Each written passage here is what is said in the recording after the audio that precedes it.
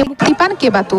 কথা ছিল কারাদণ্ড শেষে অভিবাসন আটক কেন্দ্রে পাঠানো হবে এই অপরাধীকে, কিন্তু প্রশাসনিক ভুলে এসেক্সের HMP চেলমসফোর্ড কারাগার থেকে ছেড়েই দেয়া হয় তাকে। আকস্মিক মুক্তি মেলায় কেবাতু নিজেও বেশ অবাক হন। চম্পট দেওয়ার বদলে ছাড়া পেয়েও ফিরে যান কারাগারে। একবার দুবার নয়, 4-5 বার। কারাগারের কর্মীদের কাছে প্রশ্ন ছোড়েন, আমি কোথায় যাব, কি করব। তার এই দ্বিধাদ্বন্দ্বের কথা জানা যায় ঘটনার সময় সেখানে হাজির থাকা প্রত্যক্ষদর্শী ডেলিভারি ড্রাইভারের কাছ থেকে। তবে অল্প সময় পরই ভুলের বিষয়টা ধরা পড়ে। টনক নড়ে পুলিশ প্রশাসনের। কেবাতুকে খুঁজে বের করতে ও ফিরিয়ে আনতে শুরু হয় তোড়জোড়। তৎপর হয় বিশেষ অপরাধ দমন বিভাগ, চলছে তদন্ত।